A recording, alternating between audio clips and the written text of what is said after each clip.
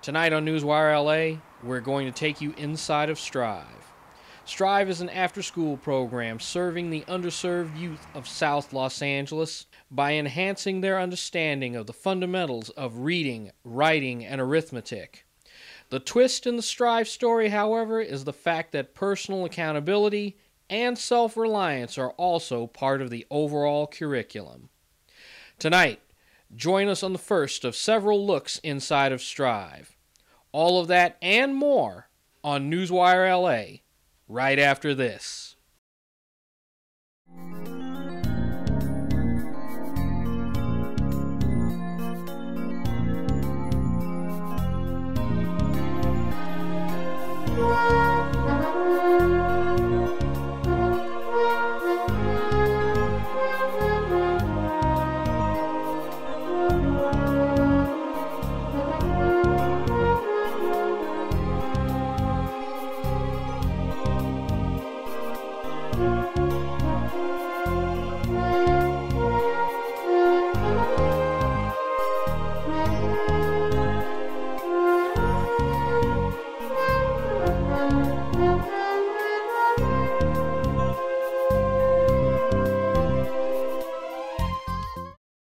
Today we're beginning a multi-episodic look at the Strive Academy, which is located in South Los Angeles on the edge of the Watts-Green Meadows area of the city.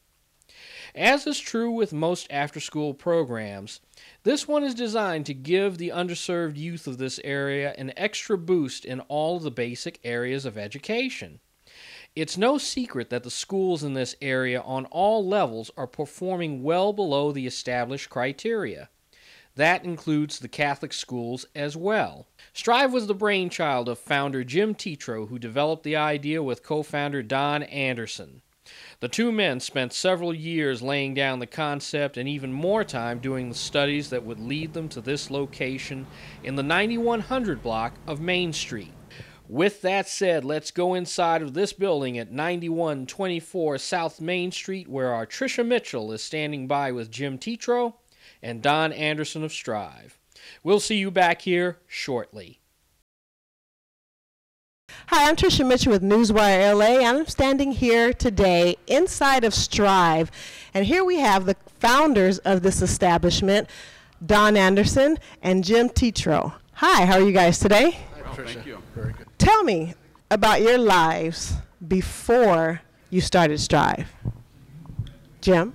Before I was working in luxury hotels, managing in luxury hotels in Beverly Hills and Palm Springs, and I was doing volunteer work with the Braille Institute, working with blind children, which I had done as a child. We had foster children. And the short story is that that's how we started Strive. I decided to, I made a lot of connections in the hotel industry, wanted to continue working with children, rich people, celebrities, politicians. I thought, well, let's start a nonprofit and pull all those people together, and that's the short story of how we started Strive. Yeah. Okay, and Don, what about you? Well, we worked at the same hotel, and we met there, and I was sort of the sounding board over those years when we were developing Strive, and I sort of got pulled along with his idea of what he wanted to do, so that's how I came on board. In working in the hotel industry and being in L.A., this huge metropolitan area, what specifically outside the Braille Institute, of course, that brought you right here to 91st and Main to build this establishment? Well, I began to do research back, and this was in 1989 when we started to think about this project. And as I did research about where is the need the highest, doing all the statistics about poverty, crime, test scores, academics, schools, and especially in '89 that led to this area. All the statistics pointed to this area, so that's how we started. We began to cruise up and down the streets back in those years, writing down addresses, vacant-looking buildings, writing the owners, asking if they would sell, asking if they would donate, and this is kind of how it came about. Now, you mentioned studying before you actually got into it, and in some of your material you mentioned a Dr. Grace Payne. Tell me what it is that you learned from her that helped you again to build this. She ran a place called Westminster Neighborhood Association, not too far from here over in Watts. What did I learn from her? Well, she was just very open, and you got to remember, this is like 3 or 4 years before the riots even. And I also had a very open relationship with Cecil Murray, by the way, who let me used to come over to his office. We'd talk all the time. I was asking these people, especially as a white guy, what can I do to establish a project down here? So it's the same thing. The research led me to her because she was the powerhouse in that day. You had some good things go and some bad things go. And what I found very interesting in your literature was how you talked about bringing the individuals who were the mischievous, we'll call them, for lack of a better word, who were coming in and tearing up the place, and you brought them in to actually see that there was nothing else left to take. I think you're referring to when I was living here. When we first got these properties donated in 94 and 95, they clearly didn't look like this. And I had actually exhausted all my own resources at that time. I moved from Las Feliz and I came and lived on property for a year and a half with my cats. Well, my cats. I didn't have a dog at the time. And eventually, after some period, we got robbed several times, and they just kept coming in, and the situation got to the point where I had to move out, and I ended up moving into his house for a while. So once we finally emptied the place out, I went across the street and on a couple of these corners and went to what they call the shot collars. You can stand out, in those days you could stand right out here on the streets and you could see who the troublemakers were.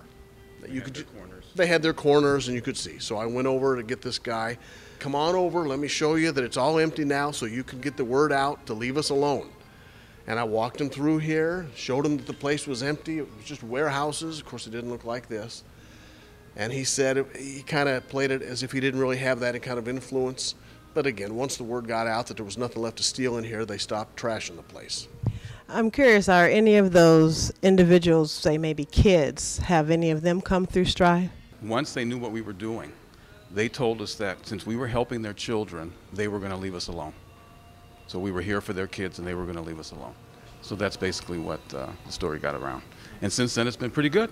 No break-ins, graffiti occasionally, but for the most part, we're left alone. We've only really been operating this entire facility that you see for 7 or 8 years now, 7 years, the whole thing. We started a very small after-school program in 1999 and 2000 next door in a little tiny area where it was just me and about 12 kids. This building was not renovated yet. In fact, it would be 8 more years from 99 before we renovated this. So during that time, we had a preschool next door with another nonprofit. She operated it, and I ran a little after-school program for about 12 kids. And I would go pick them up from Mother of Sorrows usually and bring them here, and that was it. In reading the statistics on the crime in this area, you did mention before that they kind of leave you alone based on the fact that you're educating their kids, but those statistics that I read in terms of homicide and violence and even sex offenders, that is tremendous. How do you actually get the kids in here and home safely? Well, we're really not involved with that part of it. Most of the kids here walk here from school or live just within 2 or 3 blocks of us. All the kids, we get about 130 a day now with maybe 70 on the waiting list. And in the 5 blocks surrounding Strive, we're serving those kids. Now, unfortunately, if you were to look at that Megan's Law, yeah, you'll see that up and down every one of these 5 blocks, there's all kinds of halfway houses filled with sex offenders, rapists, everything. It's just a sad situation that in a neighborhood like this, all these halfway houses, because I guess of the low rent, are down here. So, but we have had talks with a lot of our parents, and we've told them to go to this site, and we've alerted a lot of them that they have neighbors or people in their own buildings that are on this page. So we just try to keep the parents informed. Our kids have to live here, so they don't know the difference. They're walking across the street or living across the street from one of these people, but they have to be here. They can't afford to live anywhere else. So we just do what we have to do with that. So pretty much the parents and the community kind of bind together. They watch. It's what happens in the inner city. You live amongst the gang members, and they usually come out at night, so during the day you don't see them. And so from the time that you started Strive until now, would you say that the area's gotten better, even though you do still have that kind of activity going on? It's changed, yeah. It's gotten better in the last 15 years in some ways. In some ways it hasn't improved, but yeah, it has gotten better. Or maybe it's just shifted something down here. Yeah. Okay. So tell me about being debt-free and what that means to you again, as a nonprofit organization. Is that a lot of nonprofits, they have to pay rent, which is sky high, so they have to raise more money just to keep their facilities open. The fact that all our property, which is about 11,000 square feet in total, was donated by 2 separate donors. And that enables us to not have any mortgages, any rent, so all we pay for is operation and utilities. So it really helps the budget. And I have an aversion to debt because during that, you asked about the first 5 or 6 years of Strive, I got into debt personally, not Strive as an organization, but I got into debt upwards of $40,000. I put a lot of the early days of organizing Strive on my credit cards, and I will never do that again. I dug out from under it. I didn't file for bankruptcy. And finally, I personally am debt free too, but it means a lot. I apply that to Strive too. You just have so much more freedom, and like you said, not to have to come up with $7,000 or $10,000 a month to pay a rent on a place like this. Now again, God was just good to us. We happened to find 2 donors adjacent to each other who donated the place. They didn't even know each other. One of them lives in Oregon, and I drove up there to shake his hand on the deal, and it just all worked out. It's just providence. Now, when you said a donor gave you, 2 of them gave you a billion, is that common with nonprofit organizations, or is that a stroke of luck, or obviously a blessing, as some of us would refer to it as? Yes. I don't think it's common. I think you'd find most nonprofits down here or similar to us, they are in debt. They can't help it. They just had to get loans to buy a property or raise the money. No, I don't think it's common. In fact, the guy that donated this property, the first day I met with him, he said, I hope you've come to my office to talk to me about buying my property because I'm not an altruistic guy. And 2 years later, he donated. We convinced him. Persistence. Yeah. Board of directors, every business, whether it's nonprofit or profiting business, must have a board of directors. What would it take for an individual who might be interested in being a part of Strive becoming a board of directors member here at Strive? Well, on our website, we actually list some criteria, and we're actually looking for board members. We're at the tail end of what we hope is the tail end of a bad economic time, so we've lost some board members these last few years. So we're trying to rebuild that. So we have criteria listed there. Mainly, I guess, it would have to be a philosophy of just wanting to help kids help themselves down here, and the ability to raise funds through your friends, your associations, your business, and personally, because that's what it really is all about. We do the work down here with our teachers. The board has got to help us bring the funds in. Your mission statement, pretty profound. As an after-school program, what makes your mission statement different? Because there's a lot of after-school programs that are out there. Kind of not that effective, being that one, they're right at the same school in which the kid has been at all day long. Right.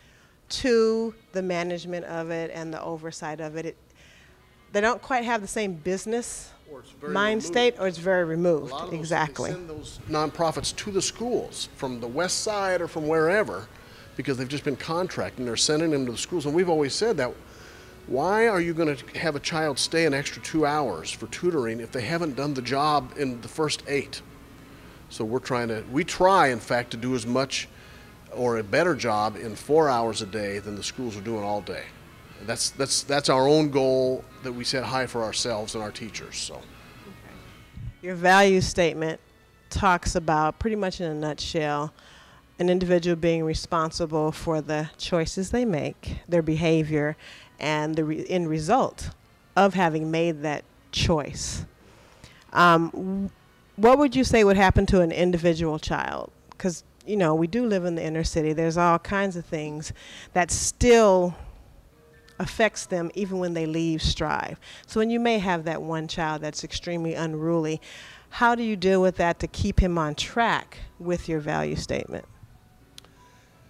Well, I'll be honest with you, we don't really get very unruly kids, to use your word. We have a screening process. And when I say screening, it's more of a orientation with the child and the parent, and we go over our orientation. We discuss what their expectations of behavior are. See, one of the issues down here is anything goes in the schools.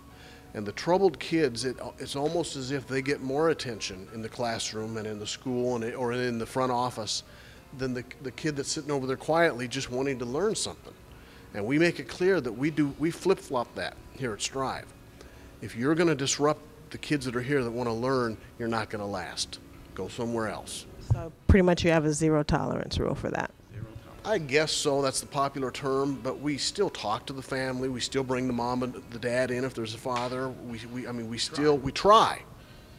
And we get the kid to agree that they want to be here, but they cannot ruin it for all the other kids. The kids are coming here to get away from that, I hate to say it, in the schools.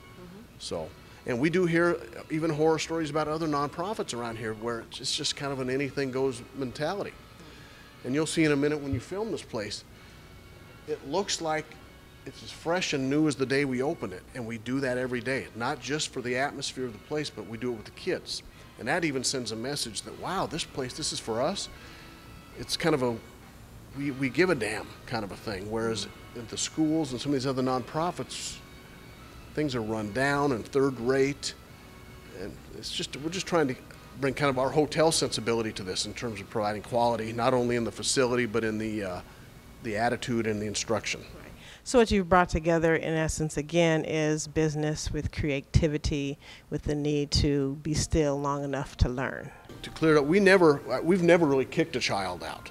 They kind of self-remove. Here's what our expectation is. You need to rise to it. Mom, dad, family, you all have to get together on this, or else you're just not, what we say is you just aren't ready for Strive. When you're ready for Strive, come on back. But you've got to rise to what we want here. We emphasize behavior above everything else. We actually used to give ballet, jazz, dance classes here for about 7 years during the preschool on the weekends. It was only on Saturdays. And we had a mother come in here one day, having seen another family come in, and she pulled us aside and said, if you're going to let that element in here, I'm taking my child out. You're not letting that element in here, are you? And I guess I'm saying that to emphasize that we are about behavior. Now, it doesn't mean somebody comes in the door and we size them up by looking at them and go, okay, that's the element, get rid of them. They have to rise to the behavior we expect here so the rest of the kids that are here don't have to put up with what they have to put up with in their schools and out on the streets every day. In the public schools, they can't take anybody out. They have to keep the child. No matter what the problem is, they have to accommodate it. It takes an act of Congress to get rid of a child, and a teacher, by the way, in one of these schools, and they just move them around and move them around. And so that's the fundamental difference here.